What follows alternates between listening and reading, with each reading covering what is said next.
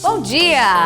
O Sempre Bem de hoje vai te mostrar os benefícios de cuidar do couro cabeludo. Também vamos falar sobre a diabetes infantil e alguns sintomas que podem aparecer na pele do diabético. Saiba mais sobre a labirintite e veja também como melhorar a qualidade do seu sono.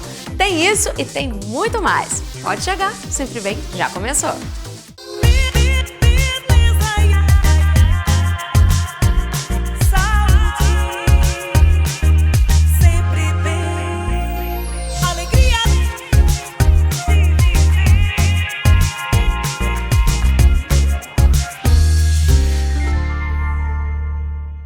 A diabetes é considerada uma epidemia mundial e não é uma doença que afeta apenas adultos não, viu? Crianças e adolescentes também podem adquirir a diabetes.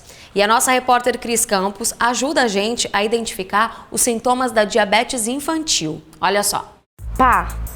Diabetes. Então, existem múltiplas causas, tá, para o diabetes tipo 1, que é o diabetes infantil, né? Entre as principais a gente pode citar as causas genéticas, tá? E as mutações, né? Ou seja, aquela criança ela tem uma tendência a já ter o diabetes ao longo da vida. A gente tem no nosso corpo o pâncreas, que é um órgão que produz a insulina. Em pessoas normais, ele produz insulina de acordo com o que a gente come. Uma criança que não tem a produção de insulina, ela não tem como processar os alimentos. Então, se eu não tenho insulina, o açúcar vai ficar no meu sangue. E isso traz inúmeras complicações, como problemas de vista a longo prazo, né? Esses pacientes podem perder a visão, podem trazer problemas renais, ficarem dependentes de hemodiálise, riscos aumentados de você ter um AVC, de ter um infarto, né? Complicações na circulação, esses pacientes tendem a formar úlceras, aquelas feridas no pé. Então, a criança ela precisa receber insulina de fora para compensar essa falta de açúcar. Ou seja, a insulina ela vai fazer o papel do meu pâncreas. Ela vai pegar esse açúcar no meu sangue e vai processar. A Letícia descobriu que tinha diabetes com 4 anos, hoje está com 12, né? Isso, Letícia, como é que foi para você quando você descobriu? Pra mim foi um choque, porque eu era muito pequena e via todo mundo comendo doce, essas coisas, e às vezes eu não podia comer. Teve muita restrição para você? No início, sim. Eu não ia para aniversário porque não tinha coisas zero açúcar, né? Eu também não podia comer coisas que tinham muito carboidrato. Na criança é um pouco diferente do adulto. O quadro costuma aparecer de uma forma mais fulminante, mais grave, a criança já praticamente é hospitalizada, mas existem alguns sinais que os pais podem ficar atentos. Sede excessiva, né? O paciente vai ter muita sede, vai urinar com maior frequência, vai ter uma fome insaciável também e fora isso vai ter uma perda de peso. Os pais já devem suspeitar que pode ter alguma alteração, né, da glicose. Então, levar para um posto de saúde, para um médico, para poder colher um exame, tá? Mas muitas vezes esses sinais não aparecem ou aparecem de forma sutil. Como é que descobriu? Quais foram os sintomas? Você lembra dos sintomas que você teve? Na madrugada eu ficava bebendo muita água e fazendo muito xixi. E eu fazia balé naquela época. A minha professora falou pra minha mãe que eu ficava muito cansada e que no meio do exercício eu parava. E teve uma perda muito rápida de peso. Mas não passava pela minha cabeça que era diabetes. Foi uma surpresa pra gente, porque não tinha ninguém na família com diabetes. Eu nem sabia quais eram os sintomas da diabetes. Existe uma série de fatores que ainda não são tão conclusivos que podem desencadear esse paciente a vir a ter o diabetes. E o que a gente observa mais é que o fator externo, né, o fator ambiental, ele vai ajudar a favorecer logo o aparecimento dessa doença. Então, as infecções virais, então se aquele indivíduo tem uma infecção viral, é comum, se ele já tem a predisposição genética, ele vir a desenvolver, a manifestar a doença naquele momento. E hoje, como é que é pra você? Como é que você lida hoje com o seu diabetes? Pra mim hoje é muito normal, bem tranquilo, porque hoje eu já entendo mais sobre a medição, sobre tomar insulina. Hoje minha mãe não precisa mais me ajudar a tomar insulina, a medir glicemia. Pra mim isso é muito normal. Como é que é o seu tratamento? Meu tratamento hoje evoluiu muito por causa da tecnologia. Hoje eu uso o Libre, que ele é tipo um adesivo que tem uma agulhinha dentro que mede a glicemia, que eu uso de ponta de dedo, mas agora eu também uso muito mais esse porque você não precisa ficar muito medindo ponta de dedo porque fere. E também dá para ela uma maior liberdade, né? Ela pega o celular dela, passa aqui no Libre, vê a quantidade, vê pela setinha se tá subindo, se tá descendo. Então é uma forma melhor de controlar, deixa ela com mais senso de responsabilidade e faz com que ela fique mais independente de mim, né? Que ela fique com mais autonomia com a vida e com a saúde dela. O ponta de dedo é necessário, mas eu uso muito mais o Libre. O ponta de dedo é necessário porque às vezes o valor que dá no dedo não é que dá no Libre. Aí, tipo, às vezes tem que ficar controlando. Um complementa o outro. Isso, um complementa o outro. E hoje você tá super bem? Sim. Hoje eu vivo uma vida normal. O que eu como, meu irmão come, minha mãe come, meu pai come. Na verdade, o tratamento dela vai envolver toda a família. Não existe o tratamento dela, não é para ter a comida dela. Nós todos procuramos comer de forma mais saudável. Melhorou a qualidade de vida de todo mundo. E a atividade física faz parte da sua vida também, né? Claro, eu faço fit dance, dançando, cantando e faço várias outras coisas. Diabetes pra mim não muda nada na vida, só é um toque. Um toquezinho que só me fez ajudar a ter responsabilidade. E tá vivendo bem? Muito bem.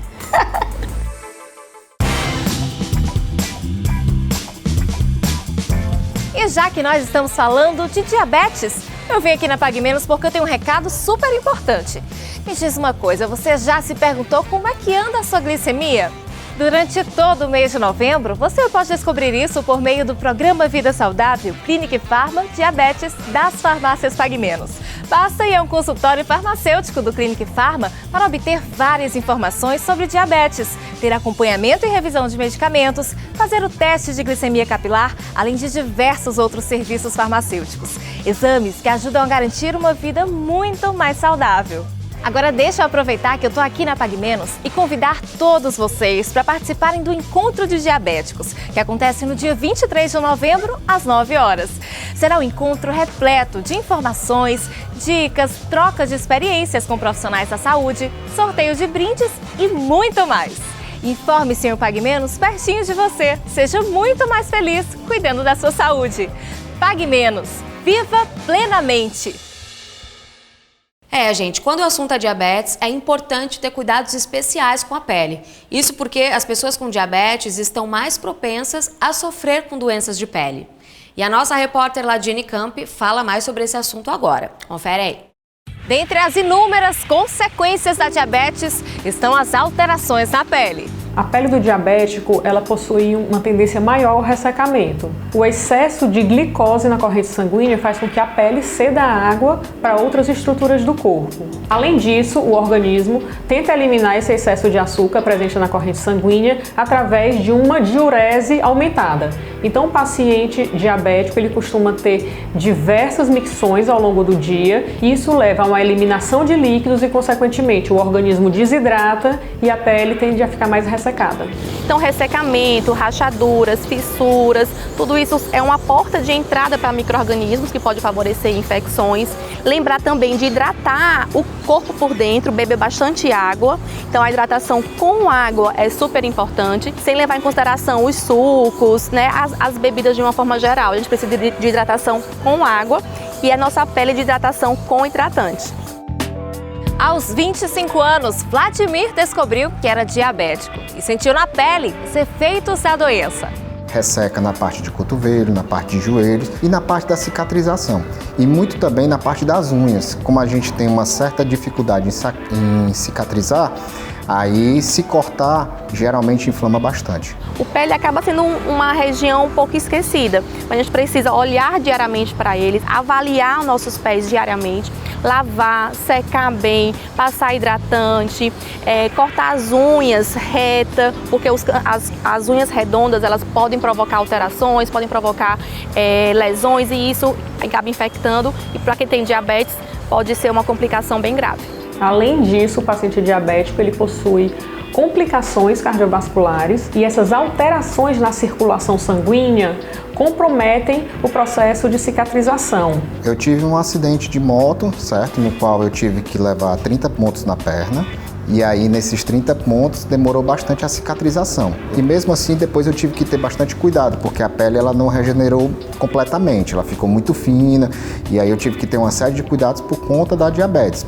Em relação à parte de ressecamento da pele, que você sente que a pele fica mais flácida, você sente mesmo que resseca em certas regiões, foram passados alguns cremes. Tem até cremes que são específicos para poder o diabético utilizar. Então eu passo, geralmente de noite nas pernas, nos braços, costas, que é onde resseca, e no rosto durante o dia sempre está usando o protetor solar. No caso de hidratantes à base de ureia, é importante que tenha no máximo 10% de concentração desse componente. Caso contrário, a pele pode apresentar descamações, irritações e piora do ressecamento da pele. E não para por aí. As alterações no sistema de defesa da pele aumentam as chances de desenvolver dermatites, micoses e infecções. Então essas infecções elas têm preferências por áreas quentes e úmidas, como áreas de dobras, áreas da axila, virilha, entre os dedos das mãos, entre os dedos dos pés, que são áreas que têm uma tendência maior de acumular umidade e, consequentemente, o surgimento de infecções como a candidíase. É desafiador porque a gente precisa controlar bem a glicemia, mas vale a pena se cuidar, vale a pena ter esse acompanhamento e olhar para a gente, olhar para a nossa pele por nossos pés para evitar as complicações e viver com qualidade de vida. E tá na hora do Fica a Dica de hoje. Confere aí.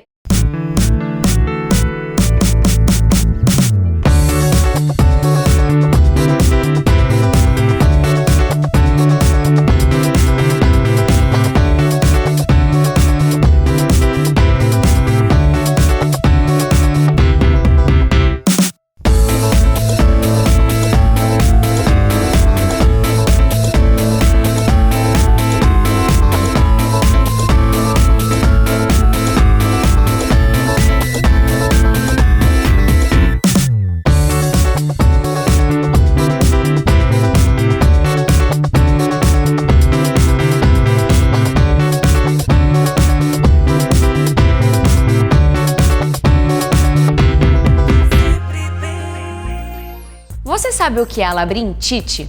Ao contrário do que muita gente pensa, não basta apresentar tonturas para se autodeclarar uma pessoa com essa doença. E a gente vai falar mais sobre isso agora com a Juliana Moreira, que é otorrinolaringologista. Bom dia, Juliana, tudo bom? Bom dia, Bruna, tudo jóia? Tudo certo. O que é a labirintite? Labirintite, na verdade, é um termo utilizado para falar das doenças do labirinto, né? Que, na verdade, o termo mais correto seria labirintopatias, né? Mas, assim, de uma forma coloquial, as pessoas usam esse termo, né? E a labirintite, né, num sentido restrito da palavra, seria um dos tipos de labirintopatia, né? Um dos tipos de doenças do labirinto. Tá. Aqui, inclusive, a gente tem um desenho explicando onde está o labirinto, né? O labirinto é essa estrutura, né, que está localizada dentro do ouvido, na parte interna do ouvido, né? Que é formado por essa estrutura, que é chamada de vestíbulo, e por esses canais, né, que são os canais semicirculares, né? E essa estrutura, ela é responsável, é uma das estruturas responsáveis pelo equilíbrio do corpo. Tá. Então, justamente essa questão da tontura, quando a gente tem um problema no labirinto, é porque o nosso corpo tá desequilibrado. Exatamente, né? Algum problema no labirinto leva, né, à tontura. E além da tontura, quais são os outros sintomas da labirintite? Outros sintomas possíveis, né? Alteração auditiva, zumbido, barulho no ouvido, né? Pode ocorrer também com dor de cabeça, né? E por conta disso, crise de ansiedade, né? A pessoa fica mais nervosa, né? E a tontura da labirintopatia geralmente é uma tontura rotatória, né? Aquela sensação de que ou as coisas se movimentam em relação a você ou você se movimenta em relação às coisas. Tá? Então, e náuseas, vômitos também são sintomas muito comuns. E o que causa a labirintite? A labirintite tem várias causas, né? Desde causas próprias do labirinto, doenças exclusivas do labirinto, né? Como a história dos cristais, que muita gente já ouviu falar, né? Quando os cristais estão fora do lugar, né? Como as pessoas comentam. E doenças sistêmicas, né? Como um diabetes, né? Uma alteração do colesterol, problemas de tireoide, né? Às vezes traumas, cirurgias, né? O próprio estresse emocional leva a crises, né, de tontura, né? Por desordens labirínticas. Então, na verdade, são muitas causas possíveis. E tem gente que pensa que tá com tontura e acha que tá com labirintite. Isso. Qual que é a diferença? Como que eu sei se eu devo me preocupar com a tontura que eu tô sentindo? Nem toda tontura vem do labirinto, né? Então, assim, tem muitas causas neurológicas, na verdade, um próprio AVC, tumores de sistema nervoso central, né? Uma queda da glicemia, uma hipoglicemia, por exemplo, né? Tem questões também de postura que podem levar à tontura. Então, na verdade, o ideal é que seja avaliado por um médico, né, por um especialista, para que você possa dar um diagnóstico de certeza. E tem gente que dá relatos do tipo, eu fiz uma coisa, sei lá, fui numa viagem de navio ou fiquei muito tempo de cabeça para baixo, sei lá por quê, e depois começa a apresentar quadros constantes de tontura. Isso é um sinal de labirintite ou não tem nada a ver? Geralmente sim, né? Às vezes até em carro mesmo, viagens de carro, de ônibus, né, de navio, é muito comum as pessoas, né, tem pessoas inclusive que têm essa predisposição, que sempre que viajam, né, de navio ou de carro, né, apresentam tontura. Sim, isso está relacionado a desordens do labirinto. E isso tem cura?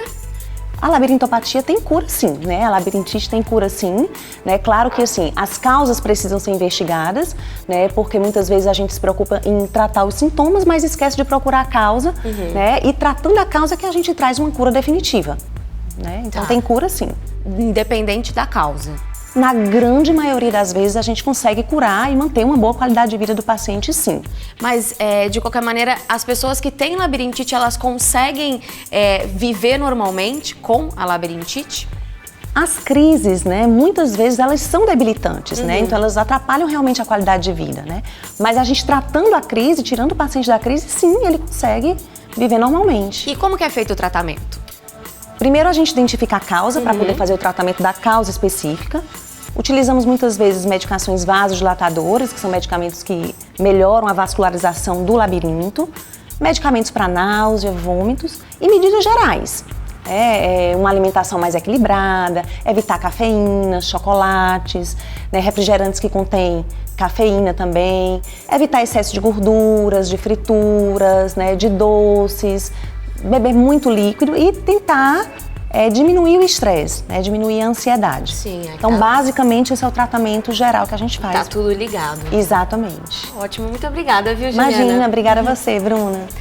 E agora, o Sempre Bem quer dar um recado para quem gosta de cuidar dos cabelos. Confere aí. A diversidade do nosso país é linda, né? Por isso, as cientistas cacheadas de Pantene desenvolveram uma linha especialmente para as mulheres cacheadas. Uma fórmula de hidratação poderosa e ainda mais sofisticada nessa criação exclusiva para o Brasil. Na hora do banho, tem o shampoo Pantene Pro V, que limpa, hidrata e dá mais força aos cachos. O condicionador hidrata intensamente e desembaraça, selando a cutícula dos fios. A máscara intensiva oferece hidratação e nutrição bombásticas com provitaminas e óleo de coco. E a ampola nutritiva repara e sela as cutículas, recuperando os danos extremos. Para o pós-banho, tem o creme para pentear crespo, que oferece um controle de frizz e mais definição ao cabelo crespo. O creme condicionador Leave-In é ultra hidratante e a geleia define os fios com movimento. Já o óleo poderoso nutre, hidrata e é anti-frizz. A fórmula mais poderosa de Pantene para os seus cachos chegou. Pantene, unidas pelos cachos. Esses produtos você encontra no site e nas lojas da Pague Menos em todo o Brasil. Você dorme bem? Dormir bem não se resume apenas a ter 7 ou 8 horas de sono não, viu? Na verdade, o descanso à noite é uma verdadeira arte e envolve uma série de fatores. E a nossa repórter Ladine Camp vai dar mais informações sobre isso pra gente. Vamos ver? Dormir bem é essencial para uma boa qualidade de vida, mas há quem sofra para pegar no sono. Segundo a Associação Brasileira do Sono, de cada 3 brasileiros, pelo menos um tem insônia. Se torna um problema de saúde pública muitas vezes e por volta de 10% da população tem insônia crônica, insônia pelo menos 3 vezes por semana por mais de 3 meses. Eu comecei a perceber que eu tinha um modo de sono diferente ali pelos 10 anos, ou seja, há uns 25 anos já. Então isso me impedia de ter uma vida normal, né? Às vezes eu faltava aula, às vezes eu ficava cansado durante o dia, às vezes eu não ia para o futebol, curso de inglês à tarde, eu queria dormir porque eu estudava de manhã. Então isso é que a gente começa a poder denominar de uma doença de sono ou doença do sono, porque começa a afetar a sua vida cotidiana. pessoa que sofre com insônia crônica, ela tem uma série de comemorativos, manifestações clínicas que acontecem em vigília, né? Então, o cansaço é o principal deles, né? A irritabilidade, sintomas associados por vezes podem vir como tristeza, vontade de não fazer nada, e aí pode se desencadear um processo de um transtorno de humor, como uma depressão ou até mesmo ansiedade. Tem dificuldade para digestão de alimentos, tem dificuldade para manter durante o dia com um nível de atenção adequado para fazer as performances do trabalho, atividades domiciliares, atividades sociais. Hoje, por exemplo, eu sou um mega privilegiado, diferentemente talvez de 99,9% da população trabalhadora do Brasil e até do mundo, porque eu posso adaptar o meu horário de trabalho. Eu posso ir das 7 às 13, eu posso ir das 13 às 19, às vezes eu posso adaptar também para trabalhar mais em um dia e menos em outro, de acordo com a produção. E eu tento fazer isso justamente para que a insônia não se torne uma doença, para que a insônia não seja aquilo que vai me impedir de viver a vida. Ter um comportamento relacionado ao sono e à rotina favorável melhora a chance de você não ter uma insônia crônica e favorece uma qualidade de vida melhor, né? É claro, quando essas medidas elas não são resolutivas, existe a possibilidade de você tentar intervir com tratamento medicamentoso. Além da insônia, que é um dos distúrbios do sono mais comuns na atualidade, nós podemos caracterizar também como distúrbios o ronco, que pode vir ou não associado com a apneia do sono. Eu tinha um pouco de ronco, eu tinha um sono inquieto, sempre acordei várias vezes à noite, mas assim, não foi tão assim assustador como dessa vez, que eu tenho uma consciência que eu fiquei engasgada. A apneia do sono, ela representa uma queda da saturação do oxigênio.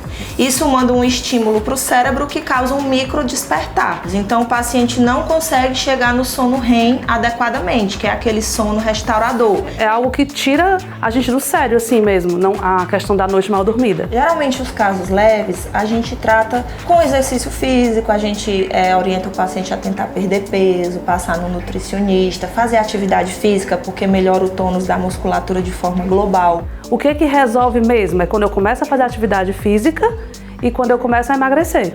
Aí eu consigo realmente ficar melhor.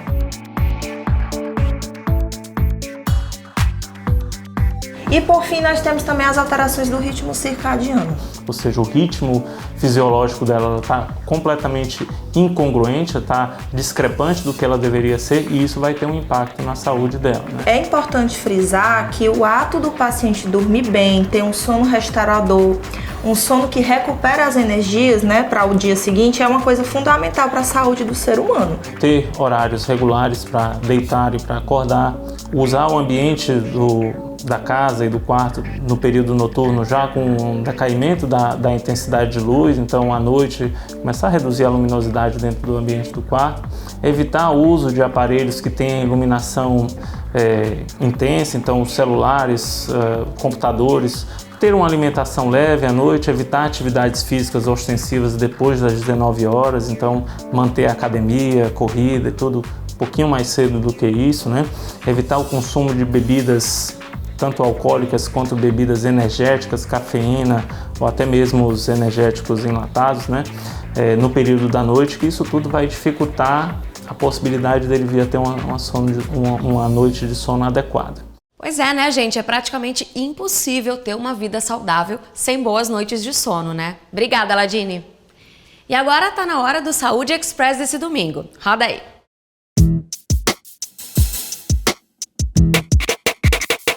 E o Saúde Express de hoje fala sobre a saúde da boca e hálito fresco. Esse é um assunto que gera muitas dúvidas, né, gente? E é por isso que o Dr. Jório tá aqui, é dentista e vai explicar direitinho aí algumas coisas pra gente. Doutor, eu trouxe aqui algumas dúvidas, viu? Vamos tirar? Doutor, vamos lá, olha. Ficar muito tempo em jejum causa mau hálito? Com certeza. Por quê? Qual é a relação? O ideal é que a pessoa pelo menos beba algum líquido, certo? Porque o ácido gástrico, tá, ele acaba passando, subindo e chegando até a boca. Então, quando você fala, vai exalar exatamente esse mau hálito. O mau hálito pode ser causado por alimentos? Com certeza. Aquelas comidas muito condimentadas, aquelas comidas com muita cebola, com muito alho, realmente causam um hálito desagradável ao paciente, porque parte dele fica presa aos dentes e na saliva, além do que ele consegue deglutir. O que fazer para prevenir o mau hálito? Primeiro, ter um controle com o seu dentista e periodicamente até a ele para fazer uma boa profilaxia. E técnicas ideais de escovação. Fundamental escovar a língua. E a técnica, geralmente com movimentos rotatórios, sempre da gengiva para o dente, E o uso correto do fio dental. Agora, o fio dental é interessante a gente falar. Tem gente que acha que por causa dos dentes serem mais separados, o alimento não fica retido ali. Mas mesmo para quem tem dentes separados, é importante o uso do fio dental? É importante porque ele limpa aquela área onde a escova não chegou. Pelo menos uma vez ao dia. Doutor, qual a importância do uso do enxaguante bucal? Ele previne o mau hálito. E como que a gente deve escolher o enxaguante bucal? Principalmente que ele não tem álcool, porque o álcool ele desidrata, tá? Algumas glândulas da boca e isso daí pode alterar, em vez de fazer um benefício, tá? Em relação ao mau hálito, acaba fazendo um malefício. E todo mundo pode usar enxaguante bucal desde crianças? Crianças, o único cuidado é que não tenha flúor, tá?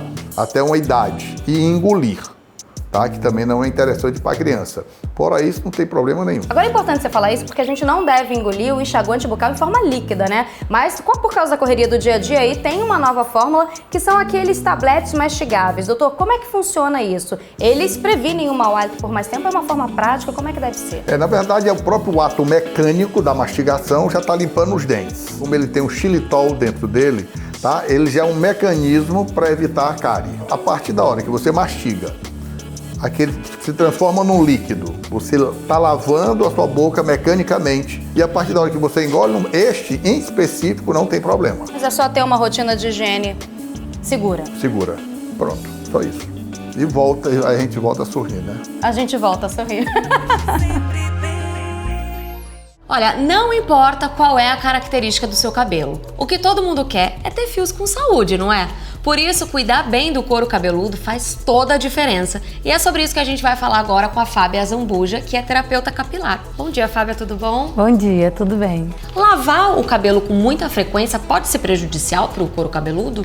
Pode ser prejudicial, porque depende do couro cabeludo para poder indicar se vai lavar diariamente ou não. Não existe uma regra pré-definida sobre essa lavagem dos cabelos. E qual que é a maneira correta de lavar os cabelos? A maneira correta de lavar os cabelos é com a ponta dos dedos, nunca com as unhas. A gente nunca passa a unha no couro cabeludo, porque o couro cabeludo é pele. É a mesma pele do rosto, é a pele do couro cabeludo. Então é uma pele sensível que precisa ser cuidada, né? Então a gente sempre vai lavar com a ponta dos dedos em movimentos circulares. Aí a gente vai lavar toda a extensão do couro cabeludo. Quando a gente vai comprar um shampoo ou um condicionador, a gente se preocupa, na maioria das vezes, com o fio, né? Com o cabelo. E esquece um pouco do couro cabeludo. Como é que a gente faz para ter esse equilíbrio e cuidar das duas coisas? O shampoo para o fio do cabelo, ele não é adequado para o couro cabeludo. Porque muitas vezes, como tu diz, a gente se preocupa com o fio dele ficar bonito, hidratado e acaba hidratando muito o couro cabeludo. Que isso vai gerar algumas vezes oleosidade, seborreia, caspa no couro cabeludo. Então, para eu poder definir o tipo de produto que eu vou usar no couro cabeludo, é preciso passar por uma avaliação. Se eu tenho um couro cabeludo que ele é mais oleoso, eu preciso lavar o cabelo, na maioria das vezes, diariamente e usar um shampoo que seja um pouco mais detox, que seja um shampoo anti-oleosidade. Se eu tenho um couro cabeludo que ele está sensível, que ele está irritado, aí geralmente eu vou lavar dia sim, dia não e vou usar shampoos que tenham camomila, por exemplo, que é mais calmante. Então eu sempre vou tentar acalmar mais o couro cabeludo e assim por diante. E eu sempre posso usar um shampoo para couro cabeludo e outro para o fio. Sim. E em relação à máscara de tratamento? Porque tem gente que acaba às vezes até abusando, né? Deixa a máscara horas no cabelo, às vezes até dorme, né? Isso é prejudicial? Não seja ser prejudicial para o cabelo, né? Mas não tem por que eu ficar mais tempo do que está definido pela marca, entendeu? Se no rótulo diz que é para usar de 15 a 20 minutos, eu vou usar de 15 a 20 minutos. Se eu deixar 30 minutos, se eu deixar 1 hora ou dormir com ele, o produto ele não vai absorver mais no cabelo. Em relação à tintura, ela pode ser prejudicial para o couro cabeludo? Pode ser prejudicial sim, principalmente quando o paciente está em tratamento, dependendo da patologia. Porém, a boa notícia é que existem tinturas sem amônia. Então, essas tinturas que não têm amônia, elas vão pigmentar o fio e ao mesmo tempo não vai prejudicar o couro cabeludo. Então, a maioria dos pacientes que estão em tratamento, eles podem sim pintar o cabelo, mas vão usar uma tintura sem amônia. Que são os tonalizantes, na verdade. São os tonalizantes, né? ele vai tonalizar o fio, ou seja, ele vai fazer aquela maquiagem no fio, não vai deixar que apareça o branco ou vai deixar na coloração que a cliente quer, porém não vai danificar o fio. E é uma tintura temporária, né?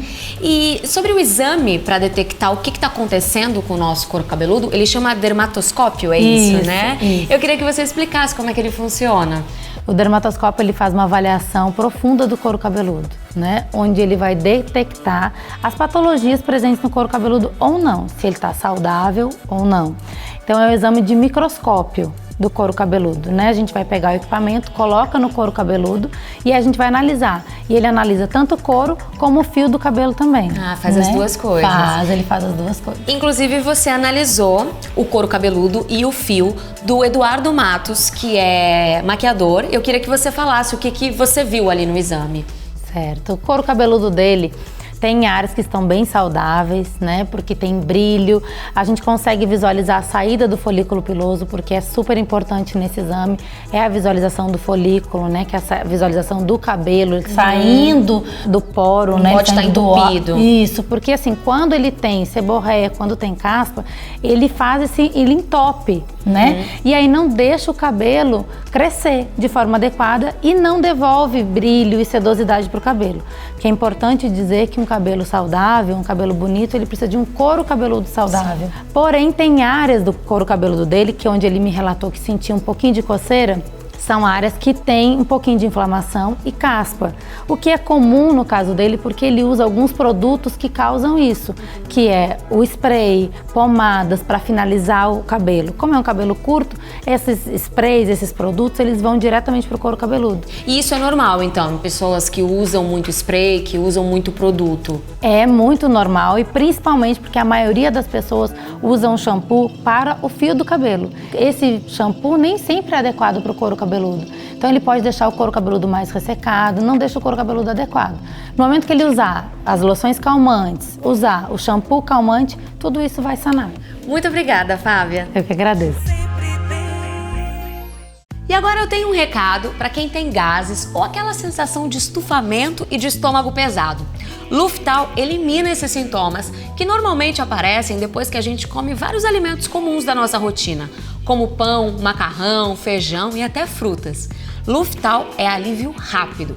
Ele age em apenas 10 minutos diretamente no estômago e no intestino, rompendo as bolhas que formam os gases e aliviando o mal-estar.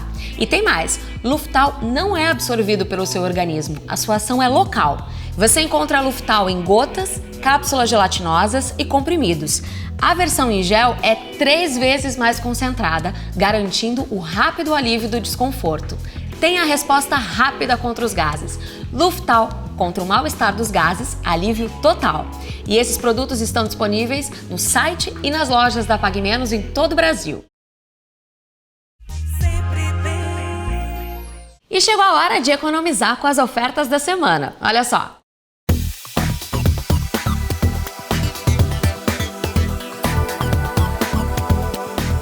Economia, agilidade e praticidade em um clique. Então aproveite as ofertas que o site da Pague Menos tem para você. Olha só, limpe e hidrate a sua pele com o sabonete Nivea Silk Mousse. Qualquer um desses produtos está com 60% de desconto. Basta ir no site e digitar o cupom com o nome Sempre Bem. É isso mesmo. Acesse o site da Pague Menos, digite o cupom e economize. A mesma coisa acontece com os protetores solares Nivea Sun. Qualquer item dessa linha está com 40% de desconto. Digite o cupom Sempre Bem e pronto! Você economiza e cuida da sua pele de verdade. E tem mais! Imecap rejuvenescedor com 60 cápsulas sai por apenas R$ 64,49. Traga mais refrescância para a sua vida. Leve 3 e pague 2 o desodorante antitranspirante aerosol Dove Original de 150 ml. Para deixar seus dentes limpos e saudáveis, leve 3 e pague 2 no Sensodyne Creme Dental Repair and Protect para dentes sensíveis de 100 gramas. Deixe o seu bebê com um cheirinho especial. Leve 3 e pague 2 na lavanda amorável Baby de 400 ml. Tá esperando o quê? Todas essas ofertas são válidas apenas no site paguemenos.com.br durante todo o mês de novembro. E o frete é grátis nas compras acima de R$ 150. Não é o máximo? Farmácias Pague Menos. Viva plenamente! Olha, e quando você for conferir todas essas ofertas, você pode aproveitar e adquirir a revista Pague Menos Sempre Bem, que tem várias matérias sobre beleza para você que gosta de informações sobre cuidados com a pele, com o cabelo, e também tem muita matéria sobre saúde, viu? Adquira a sua em uma Pague Menos perto de você. E aí, gostou do programa de hoje? Então vai lá no nosso portal e nas nossas redes sociais e você pode rever todas as nossas matérias e também compartilhar com seus amigos e com a sua família. Por hoje é só, eu vou ficando por aqui. Muito obrigada pela sua companhia e a gente termina com a mensagem linda do Padre Reginaldo Manzotti. Uma ótima semana para todo mundo e até domingo que vem. Tchau, tchau. Ser forte não é opção. Forte é aquele que nunca vai cair, mas sim aquele que sempre consegue se levantar depois de um tombo ou de um tropeção. A verdadeira essência nas pessoas fortes é a coragem de nunca desistir. Eu e você sabemos que não faltarão pessoas que queiram nos derrubar. Mas fique firme e não deixe que isso esgote as suas forças. Ao invés disso, faça de cada queda uma fortaleza para começar novamente. As pessoas mentalmente fortes transformam obstáculos em fontes de crescimento e oportunidades. Sabia disso? Somos constantemente estimulados a sermos fortes e aguentarmos em pé qualquer vendaval, mas nem sempre nos sentimos capazes disso. Eu mesmo tenho que treinar isso diariamente, porque muitas vezes o que queremos é ficar quietinhos, escondidos no temporal, não é assim?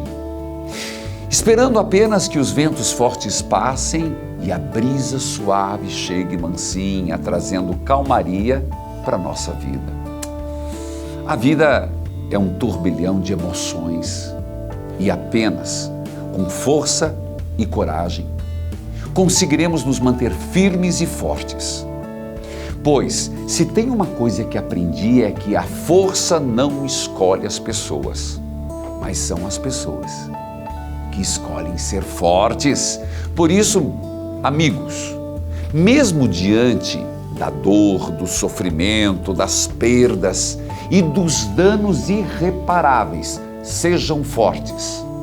A coragem é a única maneira de crescermos e combatermos as dificuldades. Somente assim, as coisas boas poderão se aproximar de cada um de nós e fazer morada eterna.